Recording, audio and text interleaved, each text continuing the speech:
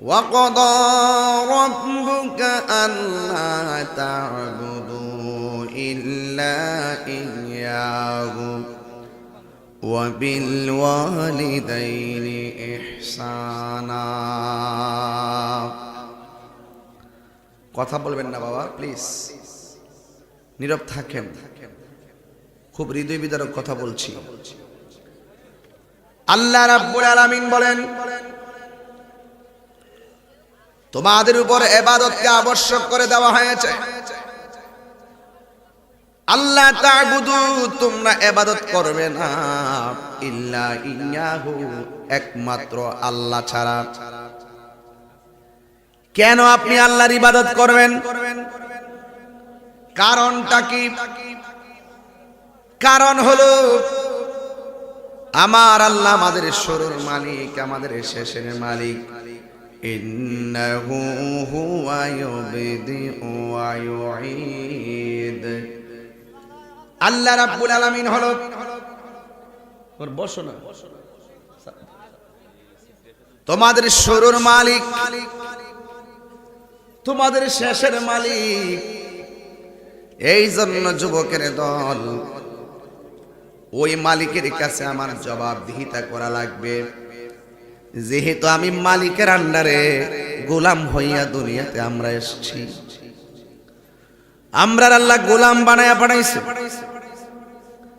আল্লাহ বলছে আমি যেমনে বলবো এমনি চলবি, আমি যা বলবো কর করবি, যা বলবো নিষেধ নিষেধ থাকতে হবে।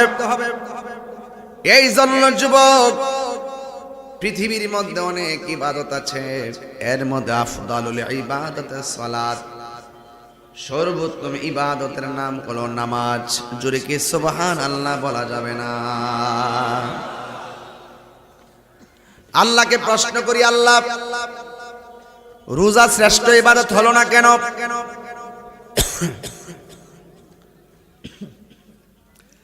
যাকাত শ্রেষ্ঠ ইবাদত হলো না কেন? নামাজ কেন শ্রেষ্ঠ ইবাদত হলো?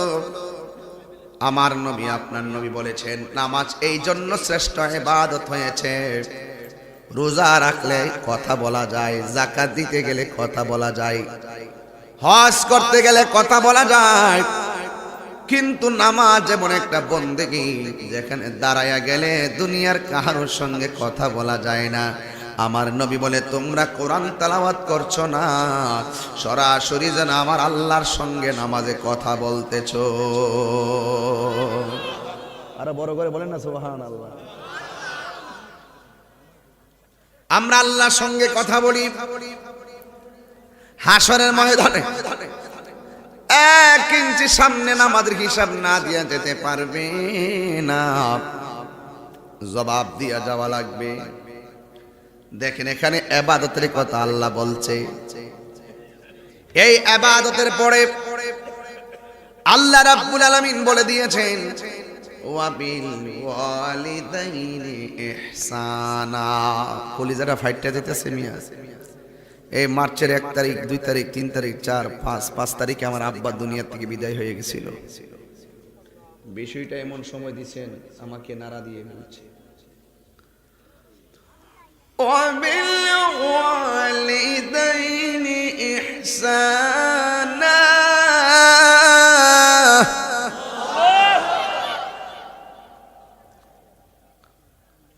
وبالوالدين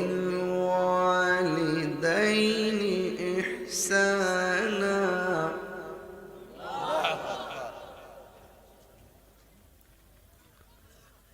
আল্লাহর ইবাদতের পরে আল্লাহ বলছেন তোমরা মা বাবার সঙ্গে ভালো ব্যবহার করো। দেখেন কোন জায়গা নিয়ে মায়ের কথা সেটিং করছে। সুবহানাল্লাহ। ইচ্ছে করলে স্বামী স্ত্রী কথা বলতে পারতো, ইচ্ছে করলে ভাই বোনের কথা বলতে পারতো, অন্য কোন জায়গায় ইবাদতের পরে স্থান পাই নাই। আমার আল্লাহ বলছেন আমার ইবাদত করো, এরপরে তোমরা তোমার মা বাবার খেদমত করো। কেন?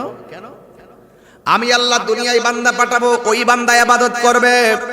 ওই বান্দা জমিনে কদম লাগার আগেই আমি আল্লাহ রাব্বুল আলামিন দুনিয়ার জমিনে মহিষী নারীর পেটটারে ওই বান্দা দুনিয়াতে যাওয়ার স্টেশন বানাইয়া দিছি। আমার আল্লাহ মায়ের গর্ভটার একটা স্টেশন বানাইয়া দিল। এই জন্যই তো আমার নবীর কাছে এক সাহাবী প্রশ্ন করল, ইয়া রাসূলুল্লাহ, ইয়া হাবিবাল্লাহ, আমার কাছে সবচাইতে উত্তম ব্যবহার পাওয়ার অধিকারিণী কে? আমার নবী বললেন, তোমার মা। এরপরে যে ইয়া রাসূলুল্লাহ, হাজার মানুষের ভিড়ে কার সাথে আমি ভালো ব্যবহার করব? আমার নবী বললেন, তোমার মা। তৃতীয়বার জিগাইলে আমি কার সঙ্গে ব্যবহার করব? আমার নবী বললেন, তোমার মা। চতুর্থবার বলল, তারপরে কে? আমার নবী বলল, তোমার বাবা। এরপরে জিজ্ঞেস করলো, তারপর আমি কার সঙ্গে ভালো ব্যবহার করব? এরপরে তুমি প্রতিবেশীর সঙ্গে ভালো ব্যবহার করবা, আত্মীয়দের সঙ্গে ভালো ব্যবহার করবা। তিনবার মার কথা, একবার বাবার কথা, আর একবার প্রতিবেশীর কথা বলা হয়েছে। কিন্তু দুঃখজনক হলো সত্য, আজকে ঘরের মা মূল্য পায় না, বাহিরের মানুষের মূল্যের অভাব হয় না। কথা কোন ঠিক কিনা?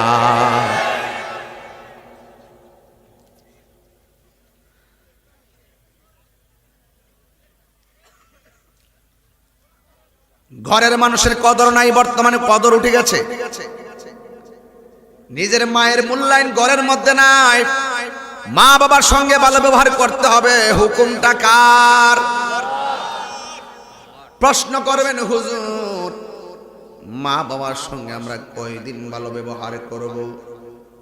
আল্লাহ রাব্বুল আলামিন এই আয়াতের পরের শব্দের মধ্যে বলে দিয়েছেন, ইম্মা ইয়াবলুগান্না ইনদাকাল কিবারা আহাদুহুমা আও কিলাহুমা উফফিন ওয়ালা তানহারহুমা ওয়া কুল লাহুমা কওলান কারীমা।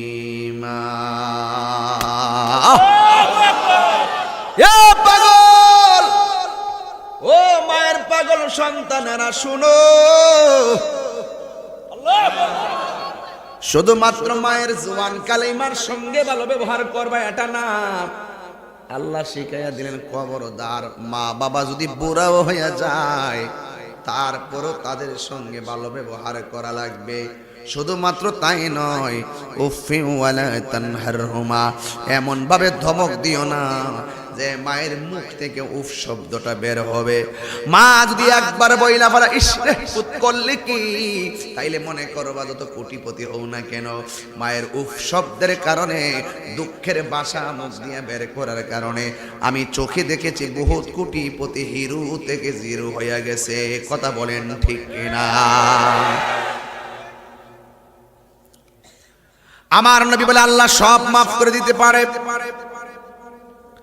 আমার আল্লাহ সব মাফ করে দিতে পারে। তিন ধরনের গুনাহ আল্লাহ মাফ করবে না। কয় ধরনের? এক নম্বর হলো যারা মা বাবার মনে কষ্ট দেয়, যারা আল্লাহর সঙ্গে শিরক করে। এক নম্বর হলো যারা আল্লাহর সঙ্গে শিরক করে। দুই নম্বর হলো যারা বান্দার হক নষ্ট করে। তিন নম্বর হলো যারা মা বাবার বুকে লাথি মাইরা অবাধ্য করে। আল্লাহকে নামাজ ফরজ নাই, আমি আল্লাহ ইচ্ছা করলে তোরে মাফ করে দিতে পারি। রোজা রাখস নাই, আমি আল্লাহ ইচ্ছা করলে মাফ করতে পারি। হজ করস নাই, আমি ইচ্ছা করলে মাফ করতে পারি। কিন্তু তোরা মার মনে কষ্ট দিস না, আরেকজনের হক নষ্ট করিস না, আমি আল্লাহর সঙ্গে শিরিক করিস না। আমি আল্লাহ একজন, খবরদার আমি আল্লাহর সঙ্গে সমকক্ষ কাউরি করিস না। শুধুমাত্র আমি আল্লাহ যে একজন, জান্না ফইরা তাক, আমি আল্লাহ পাহাড় পরিমাণ গুনাহ হলেও আমি আল্লাহ মাফ করে দিব। আরো বড় করে বলেন না সুবহানাল্লাহ, জোরে কর না।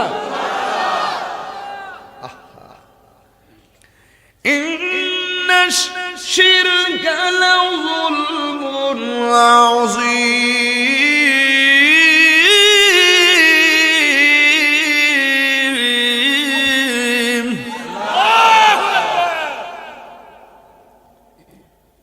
পৃথিবীতে অনেক গুনাহ আছে, সব গুনাহ এইরকম এইরকম, কিন্তু শিরকের গুনাহ হলো মহা গুনাহ।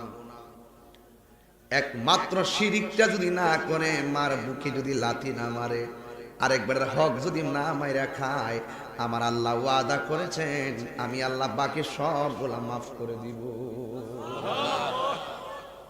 হায় হায়, এই জন্য আল্লাহ বলছেন মা বাবাকে ধমক দিয়ে কথা বলা যাবে না।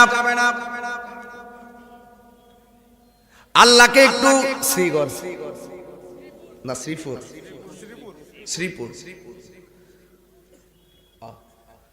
আল্লাহর একটু শ্রীপুর থেকে প্রশ্ন করি, আল্লাহ জবানটা খুলে বলো আল্লাহ, মানি না জোরে বলো আল্লাহ, মায়ার সুরে দরদ লাগাইয়া বলো আল্লাহ। ও আল্লাহ, তুমি বলছো বুড়া হইল মার সঙ্গে খারাপ ব্যবহার করা যাবে না, মাকে ধমক দেওয়া যাবে না। তাইলে তোমার কাছে জানতে চাই, তাইলে মা বাবার সঙ্গে আমরা কেমন ভাবে ব্যবহার করব? এই আয়াতের পরের শব্দের মধ্যে আমার আল্লাহ বলে দিয়েছেন কি, ওয়াকুল। তেলাওয়াত করলে কি কষ্ট লাগে আপনাদের? শান্তি লাগে না? শান্তি লাগে কি না বাবা দালাল মিয়া? লাগে নি? এবার জোরে জোরে আল্লাহকে ডাক দিবেন, দেখবেন মালিক খুশি হয়ে যাবে।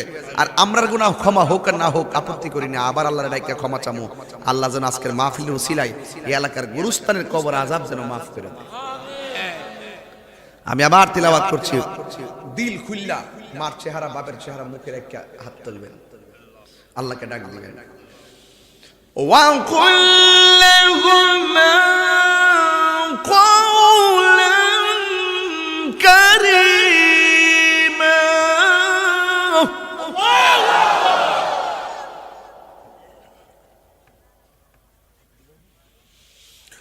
وَقُلْ لَهُمَا قَوْلًا كَرِيمًا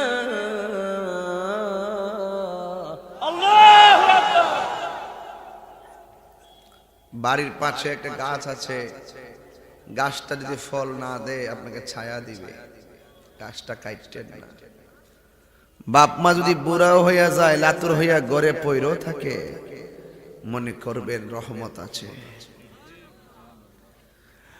এই শোন যুবক, তোমাকেই বলছি, দাবি রেখেই বলছি, অধিকার খাটিয়ে বলছি, অগ্রাধিকারের ভিত্তিতে বলছি, আমি মুসাফির মানুষ, বলে দিয়ে যাই, মনে রেখো আমার কথা, মনে রেখো আমার কথা।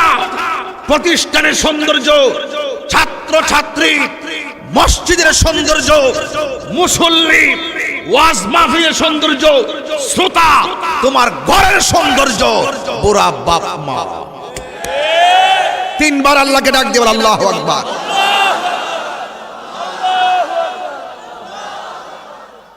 এই সৌন্দর্য, এই শুভাবর্ধন তোমার মা, তোমার বাবা। আমার মতন বাপ হারাইলে একটু পরে তো আমার মন চাই যে গৈরে গৈরে কান্দাম, বাপের কথা মনে হয়ে গেছে। এই বাপটা চলে গেলে তাহিরি মতন বাপটাকে হারাইলে আমার মতো আপনি পাগলের মতো কানবেন, কিন্তু সেদিন লাভ হবে না। মনে হবে করলাম কি, থাকতে বাপটারে করলাম না কেন। আল্লাহ রাব্বুল আলামিন বলেন, واخفض لهما جناح الذل من الرحمة وقل رب ارحمهما كما ربياني صغيرا।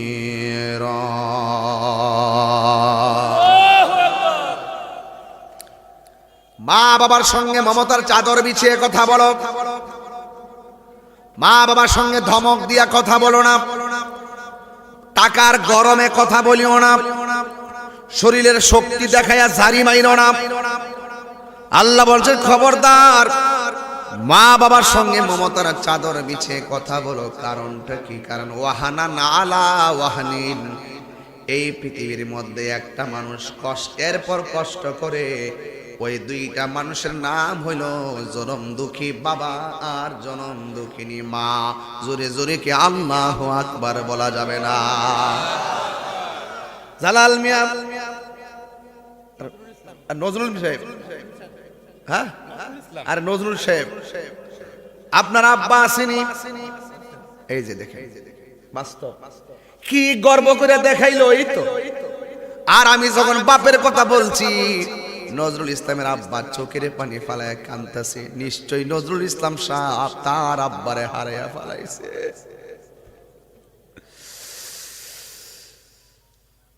এই লোকটা চোখের পানি ফালায় কাঁদতেছে, তার তো বাপ নাই। নজরুলের তো বাপ আছে, বাপরে আঙ্গুলটা দেখাইছে। এমন একদিন আসবে হয়তো এই চেয়ারের মধ্যে আরেকজনের সভাপতি পালন করবে, সহ সভাপতি, কিন্তু এই নজরুলের বাবা একদিন দুনিয়ায় থাকবে না। আল্লাহ রাব্বুল আলামিন বলতেছেন ওয়াহানান আলা ওয়াহানিন, এই পৃথিবীতে দুইটা মানুষ কষ্টের পর কষ্ট করে।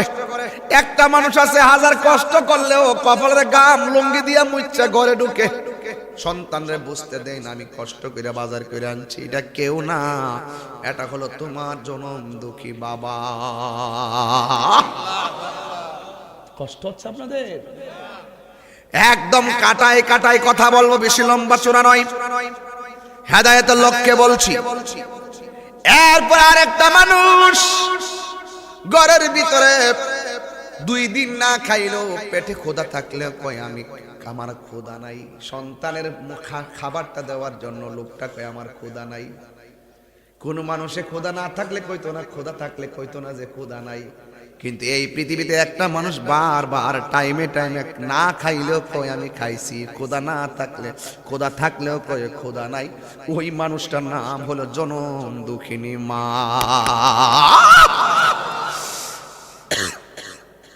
এই লোকটা, এই যে লোকটি আছে না, এটি রক্ত পানি কইরা ফালাইছে ফুটফুট করতে।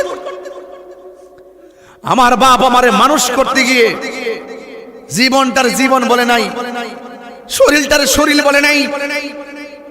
টাইমে টাইমে আমরা ঘুরছি, লেখাপড়া করছি, আর অপেক্ষা করছি ঈদ তো আসতেছে, কাপড় তো আসবেই, কিন্তু কাপড়টা কিভাবে আসবে একটা বড় ফিল করি নাই। টাইমে টাইমে খাবার হচ্ছে, খাবার তো খাবই, কিন্তু খাবারটা কিভাবে ব্যবস্থা হয়েছে একটা দিন বাপের কাছে জানতে চেষ্টা করি নাই। এই জন্য আমার আল্লাহ বলছে ওয়াহানান আলা ওয়াহানিন, এই পৃথিবীতে একটা মানুষ, দুইটা মানুষ কষ্টের পর কষ্ট করে, ওই মানুষটার নাম হলো জনম দুঃখী বাবা। এই বাপটা জীবনও কই না আমার কাছে নাই। কি শৈশবকালে আপনার জন্য ল্যাকটোজেন, আবার একটু বড় হলে আপনার জন্য নরম খাবার, আবার একটু কিশোর বয়স হলে আপনার জন্য শক্ত খাবার, একটু বুঝের হলে আপনার প্রতিষ্ঠান, আপনার লেখাপড়া, আর একটু বুঝের হলে আপনাকে বাহিরে পাঠানো। এরপরে আপনাকে 25 বছর পর্যন্ত আপনার দায় বারটা এমন ভাবে বাবা পালন করছে, কোনদিন আপনাকে বুঝতে দেয় না। একটা লোকের খরচ হইতে দেওয়া যায় না। এই বাপটা 3টা 4টা 5টা সন্তান, আমরা 5 ভাই 6 বোন, আমার ফ্যামিলিতে আমরা 5 ভাই 6 বোন। একটা লোক সাথে রাখলেই তো দায়িত্ব পালন করা যায় না। আর এই বাপটা সরকারি চাকরিও করতো না, 1 লাখ টাকার বেতনও পাইতো না, কোন রকম ভাবে 1000-1200 টাকা বেতন পাইতো। আর শুধুমাত্র কিছু জমিনের ধান চাল করত। কিন্তু খরচ হইছে মাসে 50,000। বাবার কাছে পুঁজি ছিল মাত্র 10,000, বাকি 40,000 কেমনে আইলো? 1 মাস না 2 মাস না, এমন অনেক বছর চলে গেছে। আমরা বাবার এই ত্যাগের কথা, মহিমার কথা কোনোদিন বাবার কাছে জানতে চাই নাই, কোনোদিন জানতে চাই নাই। নিমক খারামের গোষ্ঠী, নিমক খারাম, তোমাকেই বলছি, ধমক মারো, গায়ে জোর আছে ধমক মারো। তুমি কি ভুলে গেছো ছোটবেলার কথা, যখন শরীরটা নরম ছিল, হাঁটতে পারতা না? এই মাটা মমতার চাদর দিয়ে তোমাকে বড় করছে। আজকে মাটা ছোট হয়ে গেছে, বড় হয়ে বৃদ্ধ হয়ে গেছে, শরীরের জোর পায় না, ওই বাপের ধমক মারো, আল্লাহ সহ্য করবে না। এজন্য আল্লাহ বলছেন খবরদার, মা বাবাকে ধমক দেওয়া যাবে না। ওরা বুড়া হলেও তাদের সঙ্গে ভালো ব্যবহার করা লাগবে। আল্লাহ যে বলছে ওয়াহানান আলা ওয়াহানিন, কষ্টের পর কষ্ট, এই শব্দটা বুঝবেন না। আপনারা তো মনে করছেন মার পেট থেকে চলে আসছি মাত্র একবার মা কষ্ট করছে, এটাই তো কষ্ট। কিন্তু আল্লাহ দি কোরআনে বলছে কষ্টের পর কষ্ট, এটা আবার কোনটা? তুমি যখন মায়ের পেটের মধ্যে কনসেপ্ট হয়েছ, মা যেই দিন থেকে শুনছে তুমি পেটের মধ্যে এসেছো, সেই দিন থেকে মা আর জোরে হাঁটে না, উঁচা থেকে নিচে জোরে করে নামে না, বাড়ি আলগি দেয় না। অর্থাৎ আমি পেটে যাওয়ার সাথে সাথে মায়ের হাঁটার স্বাধীনতা আমি কাইরা লইয়া গেছি। মায়ের হাঁটার স্বাধীনতা আমি কেড়ে নিলাম। এরপরে দিন বাড়তেছে, মা টেনশন, রাতের বেলা উপর হইয়া শুই নাই, শুইলে পেটের চাপা পরে বাচ্চা মারা যাবে। এক কাইতে শুইছে, চোখের কইছে ঘুমাইয়া তাক, কানটারে যেন কইছে সজাগ থাক। মা দুঃখিনী এইভাবে শুয়া, আর এমন ভাবে শুয়া শুয়া দিন যত যায় ঘুম আমি কাইরা নিলাম। যখন আমার 7 মাস 8 মাস মায়ের পেটে চলে গেলাম, হাত পা হয়ে গেল, মা সারা রাত ঘুমাইতে পারে না। যাই চোখের মধ্যে একটু ঘুম আসলো, আমি আমার মায়ের পেটের মধ্যে এমন ভাবে লাথি মারলাম, সাথে সাথে মায়ের পেটের ব্যথায় মায়ের ঘুম ভাঙে গেছে, আর ঘুমাইতে পারে নাই। আর মা ঘুমাইতে পারে নাই। বাবা জিজ্ঞাসা করছে কি ব্যাপার? তখন মা তার স্বামীর কাছে, আমার মা আমার মায়ের স্বামীর কাছে বলছে চোখের মধ্যে ঘুম নাই এই জন্য ঘুমাই না, কিন্তু আমি যে মায়ের পেটে লাথি মাইরা মার ঘুম আমি কাইরা নিলাম, এই কষ্টের কথা বাহিরে তো দূরের কথা, আমার মায়ে তার নিজের স্বামীর কাছেও বলে নাই। লাথি দিছে, পোলাই দিছে, পোলার ব্যথায় যদি আমি সহ্য করতে না পারি তাইলে আমি কিসের মা হইলাম? আল্লাহু আকবার জোরে বলেন না বাজান। জান্নাতের চাবি আমার মা, গো জান্নাতের চাবি আমার মা, এই জান্নাতের চাবি আমার মা, গো জান্নাতের চাবি আমার মা। মা যার বেচ তার মতো দুঃখী নাই, মা যার বেচে নাই তার মতো দুঃখী নাই, খালা ফুফু মায়ের মতো না মা গো জান্নাতের চাবি আমার মা, মা গো জান্নাতের চাবি আমার মা। জোরে জোরে কি আল্লাহু আকবার বলা যাবে না? হাই রে মার ঘুম আমি কাইরা নিছি,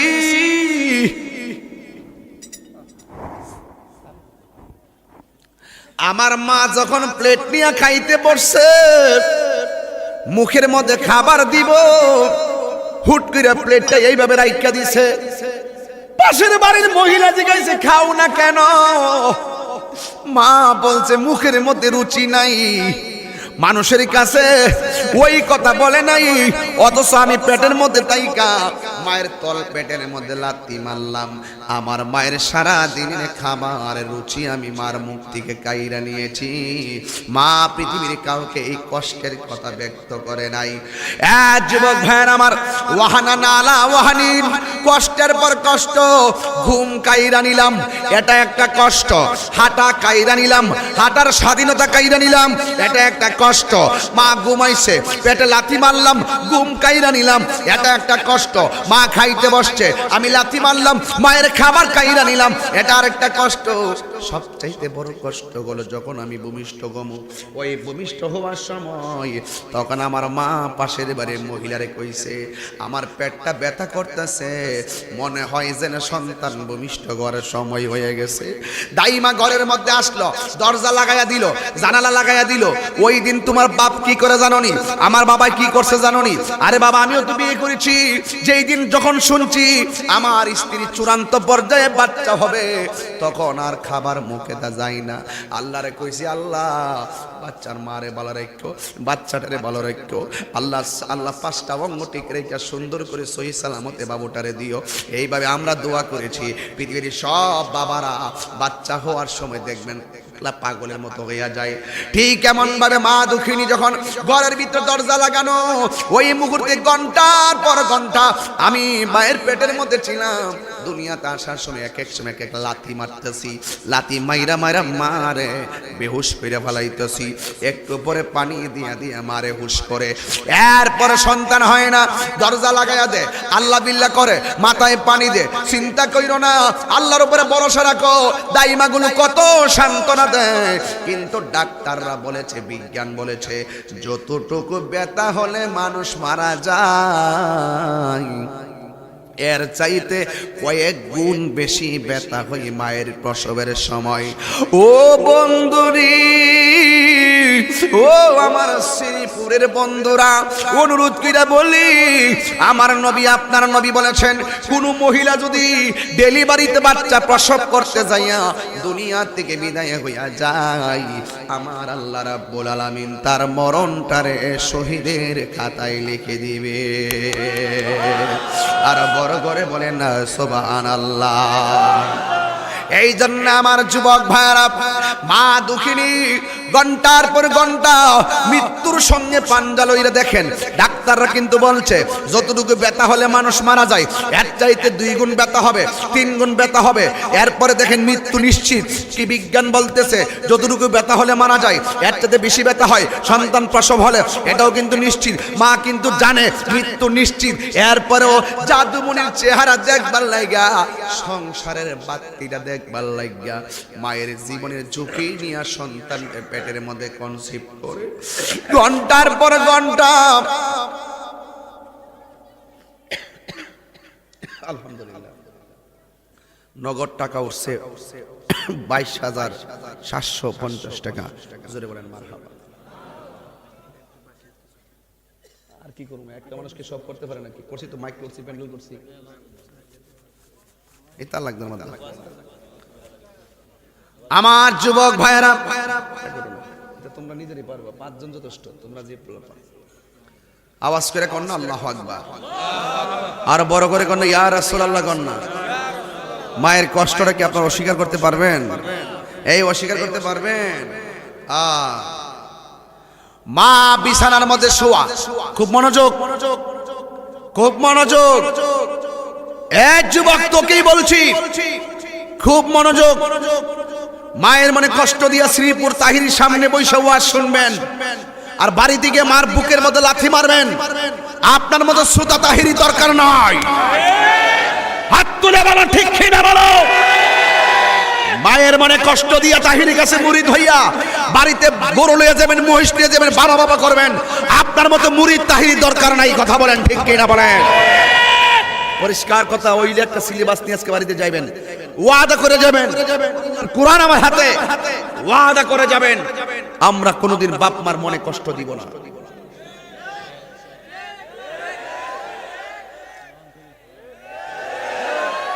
এর চাইতে কি সুন্দর কথা আছে? আমি যেই প্রক্রিয়া, যেভাবে কথা বলতেছি, এর চাইতে শান্তি কথা কি আর হতে পারে? একদম টু দা পয়েন্টে কথা বলছি।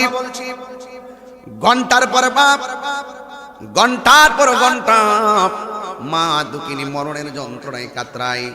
এরপরে সন্তান ভূমিষ্ঠ হয়, হওয়ার পরে এমন খবর শোনা যায় বাচ্চা ওয়া ওয়া করে কাঁদতেছে, আর ওই দিক দিয়ে বাচ্চার মা কথা কয় না, শরীরটা লড়ে না। একটু পরে এমন শোনা যায় ডেলিভারিতে বাচ্চা সুস্থ আছে, কিন্তু বাচ্চার মা দুনিয়া থেকে বিদায় হয়ে গেছে। আছে কিনা এরকম খবর? আছে কিনা? আর আছে কিনা বলেন?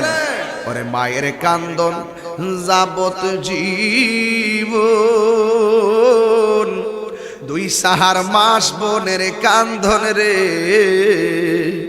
গরের পরিবারের কান্দন কয়েক দিন পর থাকে না। দুঃখের দরদি আমার জনম দুঃখী মা, গর্ভধারিণী মা, জনম দুঃখিনী মা। দুঃখের দরদি আমার জনম দুঃখী মা। জোরে জোরে কি আল্লাহু আকবার বলা যাবে না? আর 10 মাস 10 দিন মায়ে গর্ভে দিল ঠাই, রক্ত মাংস খাইয়া যেন এলাম দুনিয়ায়। ভূমিষ্ঠ হইয়া আমি উঠিলাম কান্দিয়া, শান্ত করিল মায়ের বুকের দুগ্ধ দিয়া। অসুখ হলে দেখে চাইয়া আমার মায়ের রইছে বিছানায় পয়রা রে। কোন আল্লাহু আকবার। আরে অসুখ হলে দেখে চাইয়া আমার মায়ের রইছে বিছানায় পয়রা রে। ওরে আমায় আল্লাহ যাও গলয়া সন্তানের নিও না, দুঃখের দরদি আমার জনম দুঃখী মা, গর্ভধারিণী মা, জনম দুঃখিনী মা, দুঃখের দরদি আমার জনম দুঃখী মা। জোরে কোন আল্লাহু আকবার। এখন মা ঘরে আছে, দেখতে ভাল লাগে না। এখন মা ঘরে আছে, দেখতে মন চায় না। তুমি হয়তো ভুলে গেছো রাসূল বলছেন মায়ের চেহারার দিকে যদি একবার কেউ নেক নজরে তাকায় তার আমলনামায় কবুল হজের সওয়াব হয়ে যায়। মা তো ঘরে আছে, হয়তো আপনার মায়ের কদর দিতে পারতেছেন না, আমরা কদর দিতে পারতেছি না। যেদিন মাকে সাদা কাফনে ঢুকাইয়া খাটের মধ্যে শোয়া ফেলাইব, তখন কিন্তু ঠিকই আপনি বলবেন, মাইরে তোমরা কই যাইতেছো লইয়া রে গ্রামবাসী, একটু দাঁড়াও মাইরে দেখি। ওই সময় দেখতে চাইবেন, ওই সময় দেখতে চাইবেন। মার জন্য কাইন্দা উতলাইয়া পড়তেছেন। এই মাটা যখন দুনিয়াতে ছিল, চোখটা বন্ধ হইয়া গেলে মনে করবেন যতই কান্নাকাটি করেন লাভ হইব না। কথা বলে ঠিক না? ঠিক না বেঠে?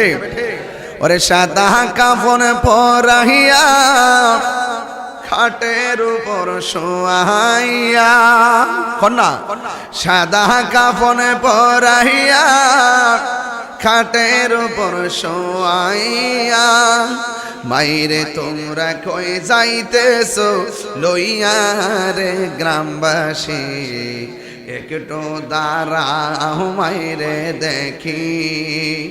জনম ভয়রা মাইরে দেখি রে গ্রামবাসী, একটু দাঁড়াও মাইরে দেখি। সবাই কন্যা সাদা কাপড়ে পরাইয়া কাঠের ওপর শোয়াইয়া, সাদা কাপড়ে পরাইয়া কাঠের ওপর শোয়াইয়া, মাইরে তোমরা কই যাইতেছো লইয়া রে গ্রামবাসী, একটু দাঁড়াও মাইরে দেখি। জনম ভয়রা মাইরে দেখি রে গ্রামবাসী, একটু দাঁড়াও মাইরে দেখি। জোরে কি আল্লাহু আকবার বলা যাবে না? এই হলো মায়ের কষ্টের উপর কষ্ট, শেষ হয় না মায়ের কষ্ট। অযুবকের দল, মায়ের দোয়া থাকলে ওলি হওয়া যায় এমন প্রমাণ সমাজে আছে না নাই? আরে রাসূল বলছেন মা বাবা যদি মুশরিকাও হয় তার সাথে ভালো ব্যবহার করতে হবে। কথা বলেন ঠিক কিনা? একদিন আবু হুরায়রা রাদিয়াল্লাহু তাআলা আনহু আমার নবীর কাছে এসে কাঁদতেছে। রাসূল জিজ্ঞাসা করে, আবু হুরায়রা তুমি কাঁদো কেন? ইয়া রাসূলুল্লাহ, কাঁদতাম না তো কি করতাম? আমার মা হইল মুশরিকা, আমি আপনার কাছে কেন আসি?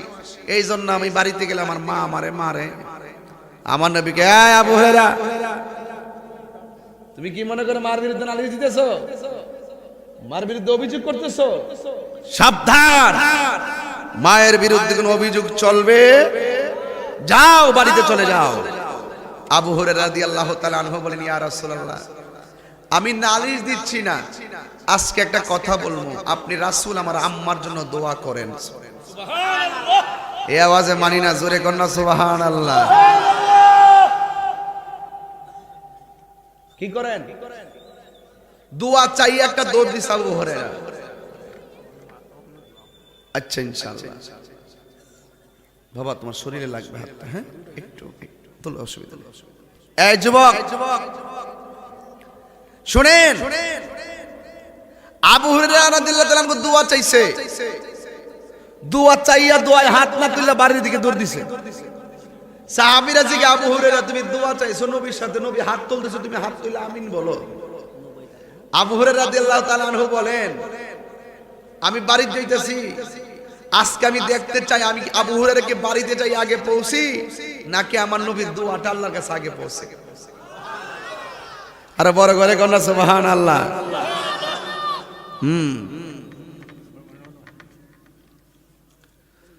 আবু হুরায়রা রাদিয়াল্লাহু তাআলা আনহু দৌড়ায় বাড়িতে গেলেন, যায়া দেখে ঘরের দরজা লাগানো, ভিতরে গোসলের শব্দের আওয়াজ শোনা যায়।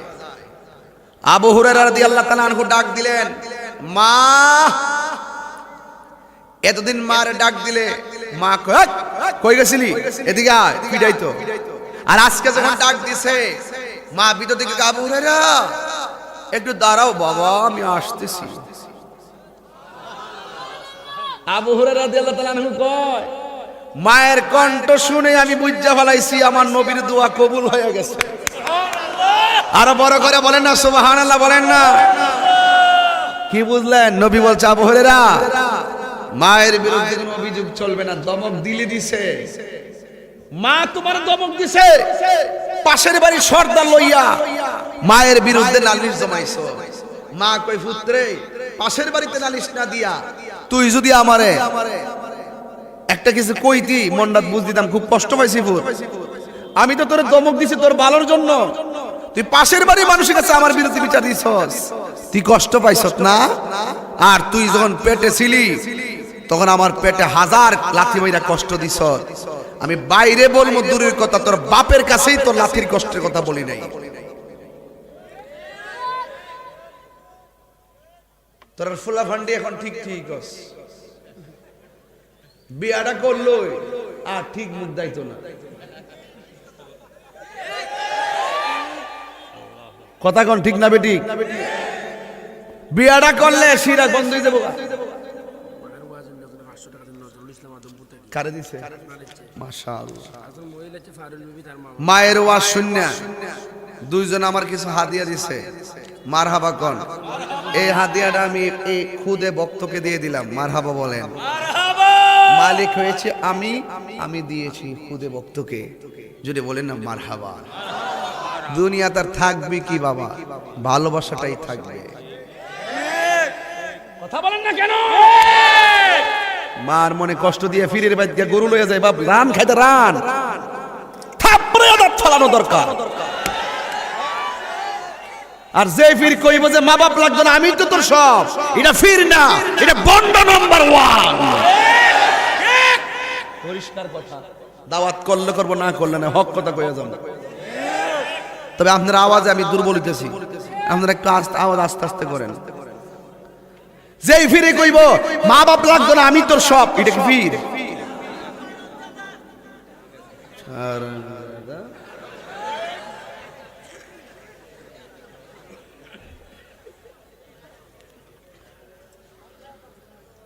আসেন না মিয়া, অন বিয়া করছেন না যে রিয়া সিঁড়িতে ভাবসাব বালুই দেখা যায়।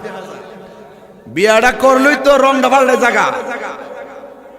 ওয়াজ করতাম নি, ধরতাম নি ঠিক মতো, এই ধরতাম নি ঠিক মতো। বিয়ে করার পরে বিদেশ যাওয়ার পরে 4টা কম্বল ভাড়া, কয়টা কম্বলটি বিল্ডিং এর সানসেটের মতো সাজাই তৈরি হয়, 1 2 3।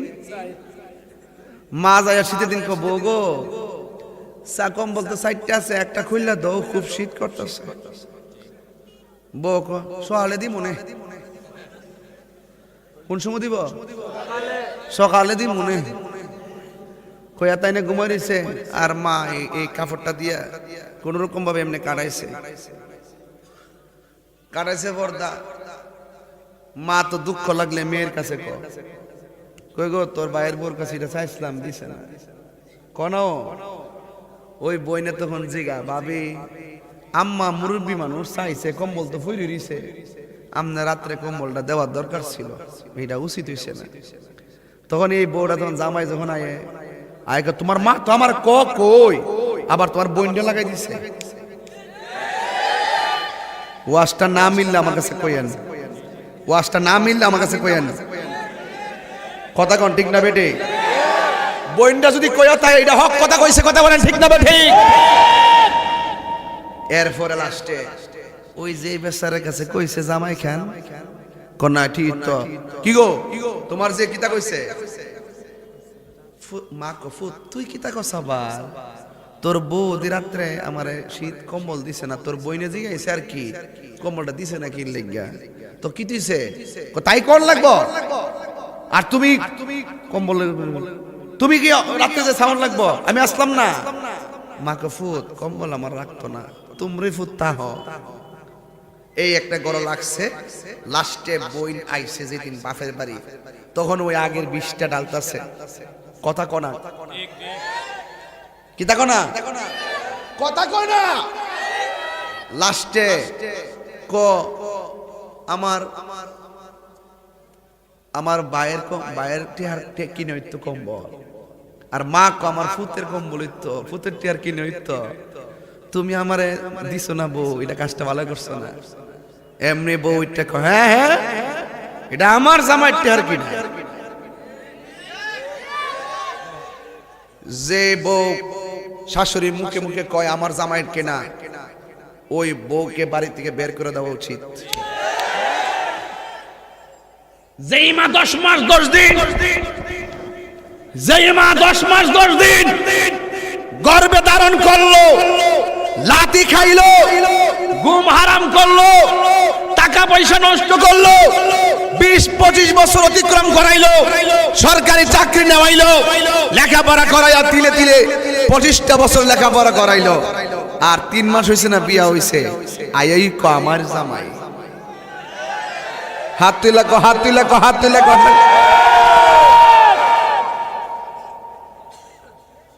কথা কি ঠিক আছে?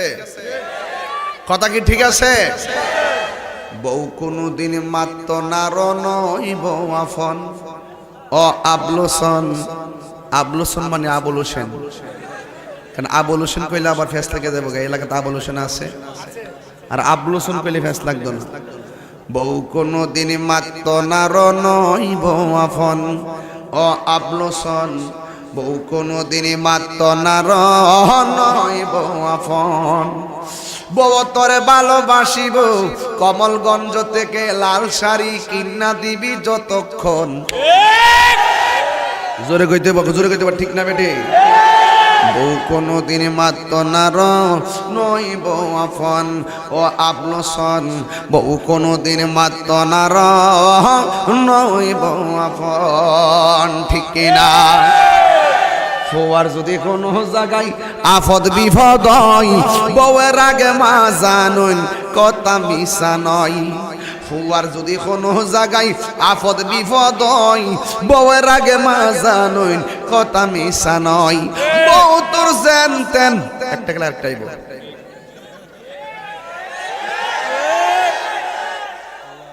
যেই বউ তার শাশুড়িরে মানে না, শাশুড়ির উচিত তার ফুতরে কোয়া, ফুতরে এই চৌকাটটা পাল্টা। কথা কন্যা গেলে পরিষ্কার কথা কি বাবা, নো প্রবলেম। তোমাকে আমি গিফট করেছি, গিফট মানে ভালোবাসা না, লাগবে, তুমি বুঝো না। মারহাবা খান, তোমার বাবাকে বলবা এত বড় বান্ডেল পাঠিয়ে দিতে আমার জন্য, নিতে চায় না আর কি। মারহাবা কোন বাবা যান। মাররা আলা গিলমানিন ফাসাল্লাম আলাইহিম, রাসূল একদিন শিশুদের কাছ দিয়ে যাচ্ছে, নবী শিশুদেরকে সালাম দিয়েছেন। তো এই আদর্শ আমাদের মাঝে থাকতে হবে না? মারহাবা কোন গেলেগা। আমি জানি কষ্ট হইতেছে আপনারা, কিন্তু যেই কথাগুলো বলতেছি এই ওয়াজে আজকের কথাগুলো 100 কথা বলেন, ঠিক না বেটি? নাকি কোনো ফাঁকি ঝুঁকি দিতেছি আমি? ওয়াজের বিষয়ের বাইরে গেছি? ফুয়ার যদি কোনো কইতাম নি, ফুয়ার যদি ওইতো নি, ফুয়ার যদি কোনো জায়গায় আফদ বিপদ হয়, তোরা সবই দেশ, তোরা আরেতাম না যা। ফুয়ার যদি কোনো জায়গায় আফদ বিপদ হয়, বউয়ের আগে মা জানুন কথা মিশা নয়। বউ তোর জানতেন খালি বালি, কেমন দিলাম? কথা না শুনলে এমন এইব। আমার দেশের বউরা শাশুড়ির যন্ত্রণা মনে করে, বউরা শাশুড়ির যন্ত্রণা মনে কইরা ওই স্বামীরে পানি ভরা খাওয়ায়, তেল ভরা খাওয়ায়, মিষ্টি কথা কয়, এবং খাওয়ায়া তারা আলাদা হইতে চেষ্টা করে। যে এই বউগুলা অঙ্কুর বয়সে, যৌবন বয়সে আইসা শাশুড়িরে বুঝা মনে কইরা বিচ্ছিন্ন হওয়ার চেষ্টা করে। এমন একদিন অপেক্ষা করো, তুমি যেদিন বৃদ্ধা হয়ে যাইবে, তুমি তোমার সন্তানের সঙ্গে, তোমার বৌমার সঙ্গে মিলিত হওয়ার জন্য তুমি ঐক্যের সুর তুলবে। কথা বলেন ঠিক না বেঠিক? আমার কথা হলো, যেই বউ তার শাশুড়ির মুখে মুখে কথা বলে, কাগজে কলমে লিখে রাখো। তুমি যদি তোমার শাশুড়ির সঙ্গে মুখে মুখে তর্ক করো, তোমার ছেলের বউ যদি না আসবে, তোমাকে জুতা দিয়া পিঠাবে। শতকরা 92% সংসারে শাশুড়িরা, শ্বশুররা অশান্তিতে আছে। বউয়ের দলেরা মূল্যায়ন করে না, এরা মূল্যায়ন করে না। বউয়ার যদি কোনো জায়গায় আপদ বিপদ হয়, বউয়ের আগে মা জানুন কথা মিশা নয়। বউ তোর জেনতেন মা হইল ও মূল্যধন। বউ কোনদিন মাত্র নার নয় বউ আপন ও আবলোসন। বউ কোনদিন মাত্র নার নয় বউ আপন। বউ তোরে ভালোবাসিব স্বর্ণের সিন কিন্না দিবি যতক্ষণ। বউ কোনদিন মাত্র নার নয় বউ আপন। জোরে কোন ঠিক কিনা? ও বন্ধুরি, ও শ্রীপুরের বন্ধুরা, কমলগঞ্জের বাবারা, আজকে থেকে ওয়াদা করলাম মা বাবারে কষ্ট দিব না। ওই মা বাপের দোয়ায় ওলি হওয়া যায় কি যায় না? মা বাপের দোয়া ওলি হওয়া যায়। আবার মা বাপ বদ্ধ দিলে, একটা বুখারী হাদিস কইলাম, যাক এবার তো ডাবল করব না, শুধু অর্থটা বলি। আমার এক তিন বন্ধু, কয় বন্ধু? তিন বন্ধু রাস্তা দিয়া যাইতেছে, দিনের বেলা রওনা দিছে, সন্ধ্যা হয়ে গেছে, যাওয়ার মতো কোনো জায়গা নাই। একটা গুহার ভিতরে যাইয়া বন্ধু তিনটা আশ্রয় নিয়েছে। যেই মাত্র তিনটা বন্ধু গুহার ভিতরে আশ্রয় নিয়েছে, তাদের গুহার মুখের মধ্যে উপর দিকে আইসে একটা পাথর পড়ে গেছে। এই পাথরটা কোনোভাবে সরানো যায় না। এক বন্ধু আরেক বন্ধুরে কয়, পাথর সরানো যায় না, তাইলে জীবনে যদি কোনো ভালো কাজ করে থাকো, ওই কাজের উসিলায় আল্লাহর কাছে আমরা বলি। এবার এক বন্ধু দুইটা হাত আল্লাহর কাছে বাড়াইয়া দিলেন। বাড়াইয়া দিতে দেরি, ওই পাথরের মুখ থেকে, পাহাড়ের মুখ থেকে, গুহার মুখ থেকে ওই পাথরটা দূরে সরে যেতে দেরি হয় না। ওই যুবককে বলা হলো, যুবক তুমি কি এমন কথা বলেছো যে এই কথা বলার পরে তোমার মুখের থেকে পাথরটা সরে গেল? এই যুবকটা ডাক দিয়ে বলে, ও বন্ধুরা, আমার কোনো কিছু নাই, আমার কোনো এলেমের বাহাদুরি নাই। আমি আল্লাহরে বলছি, আল্লাহ ও আল্লাহ, মায়ের খেদমত যদি, মায়ের ভক্তি যদি সত্য হয়, ওই মায়ের সেবা যে করছি, এই সেবা যদি তোমার দরবারে কবুল করে থাকো গো, তুমি আমার গুহার মুখ থেকে পাথরটা দূরে সরাইয়া দাও। এরপরে মায়ের দুয়ার কারণে, মায়ের সেবার বদলতে আমার আল্লাহ এমন ভাবে রাজি হয়ে গেছে, ওই পাথরের পাহাড়ের মুখ থেকে, ওই গুহার মুখ থেকে পাথরটা সরে গেল। এক যুবকের দল, অনুরোধ করে বলি, এক বান্দা ঘরের দরজার মধ্যে দাঁড়ানো, মা ডাক দিয়ে বলে, বাবা তুমি দরজাটা লাগাইয়া দাও। এবার ছেলেটা দরজা লাগাইতে গেল, জানালাটা লাগাইতে গেল, ডান পাশেরটা লাগাই, বাম পাশেরটা খুইলা রাখে, বাম পাশেরটা লাগাই, ডান পাশেরটা খুইলা রাখে, মাঝে মাঝে দুইটা লাগাই। কেন? মা বলছে জানালা লাগাও, একটা পাট লাগাবে নাকি দুইটা পাট লাগাবে নাকি সবটা লাগাবে, মা এই কথা বলে নাই। সন্তানরে বইলা মা দুকিনি ডান কাত থেকে বাম কাত হয়ে গেছে। এখন সন্তান ডাক দিলে মা বাম কাত থেকে ডান কাতে আসলে মার কষ্ট হবে, এই জন্য মারে ডাক দেই নাই। সারাটা রাত একটা জানালা লাগাই আর একটা খোলে, আরেকটা জানালা লাগাই আর একটা খোলে।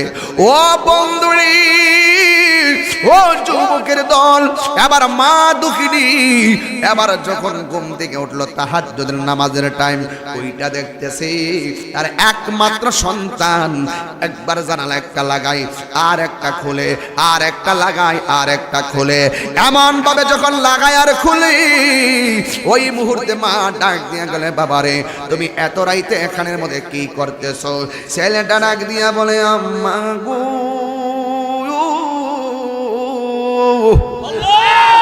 ও আম্মা, আমি কিছু করি না, আপনি আমার সন্ধ্যা রাইতে বলছেন জানালা আটকানোর জন্য, কোনটা লাগাইতাম কোনটা খুলতাম আমারে বলেন নাই।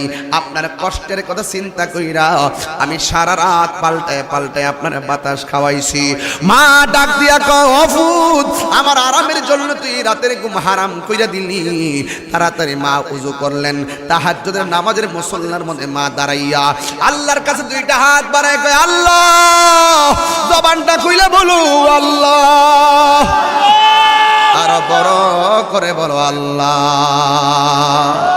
আল্লাহ, আমার সন্তান আমার সুখের জন্য রাত্রি বেলা ঘুমাই না ঘুমাইয়া আমার সন্তানটা এমন ভাবে সময়টা কাটাইয়া দিল। ও আল্লাহ, যেই সন্তান মায়ের সুখের জন্য ঘুমাই না, আমার জাদুমণিরে তুমি সুলতানুল আরিফিন বানাইয়া দাও। মায়ের হাতটা তুলেছে, ওই দিনের পর থেকে সন্তানটা বলে, আমার আল্লাহ মায়ের দুয়ার বদলতে আমার চোখের মধ্যে নূর দিয়েছে, কলবে নূর দিয়েছে। এই সন্তানটা আল্লাহর ওলি হয়ে গেছে। ওই সন্তানটার নামই হলো হযরতে বাইজিদ বুস্তামি। আরো বড় করে বলেন না সুবহানাল্লাহ, বলেন না। এই জন্য আমার যুবক ভাইরা, মা এমন এক জিনিস, দোয়া করলে ডাইরেক্ট অলি হইয়া যায়, আর বদদোয়া দিলে জিরো, হিরো থেকে জিরো হইয়া যায়। ওই মা বাবার দোয়া আমাদের সবার দরকার আছে না নাই? আর জবান খুলে কোন আছে না নাই? যদি সবার হাতের মধ্যে মোবাইল লাইটটা থাকে একটু জ্বালাইয়া দিবেন, সবার হাতের মোবাইল লাইটটা একটু জ্বালাইয়া দিবেন, এমন ভাবে জ্বালাইতে পারি। আমার সাথে সাথে একটু গজলটা বলবেন, সবার মোবাইলটা একটু খুলেন। মা কেন এত দামি জানে না সকলে, বলো মা কেন এত দামি জানে না সকলে, বলো জানতো সন্ট বাড়াবো, জানতো যদি পড়ত দেখে কোরআন হাদিস খুলে, একটি হাজার সওয়াব, হাত লাগবে, এই একটি হাজার সওয়াব মিলে মাকে একবার দেখিলে। মা কেন এত দামি জানে না সকলে, বলো মা কেন এত দামি জানে না সকলে। 2টি বছর পানি করালো মায়ের বুকের দুধ, কোলে পিঠে নিয়ে আমায় দিতেন কত সুখ। 2টি বছর পান করালো মায়ের বুকের দুধ, কোলে পিঠে নিয়ে আমায় দিতেন কত সুখ। সেই মায়ের কষ্ট দিলে, সেই খোদার রসটলে, মা কেন এত দামি জানে না সকলে, বলো মা কেন এত দামি জানে না সকলে। মায়েরই প্রসবের কালে কত কষ্ট পায়, বেহুশ হইয়া পরে মায়ে আপন বিছানায়। মায়ের প্রসবের কালে কত কষ্ট পায়, বেহুশ হইয়া পরে মায়ে আপন বিছানায়। সন্তানের নিয়া কুলে, সন্তানের প্রসবে তা বলে, মা কেন এত দামি জানে না সকলে, বলো মা কেন এত দামি জানে না সকলে। যেরকম আল্লাহ আকবার না। আমার বাবার মৃত্যুবার্ষিক তো 5ই মার্চ, বাবার স্মরণে গজলটা গাই, একটু শুনেন। বাবা গো বাবা, বাবা গো বাবা, বাবা গো বাবা, বাবা গো বাবা, বাবা তুমি কেমন আছো ছোট মাটির ঘরে, তোমার কথারি দহে মাঝে পড়ছে বারে বারে, বাবা গো বাবা, বাবা গো বাবা, কত আদর কত স্নেহ তোমার কাছে পেলাম, সব কিছু হারিয়ে আজকে নিঃস্ব হয়ে গেলাম। ভালোবাসি তোমায় বাবা, বুকটা যে যাইছি রে, ভালোবাসি তোমায় বাবা, বুকটা যে যাইছি রে, তোমার কথার হৃদয়ে মাঝে পড়ছে বারে বারে, বাবা গো বাবা, বাবা গো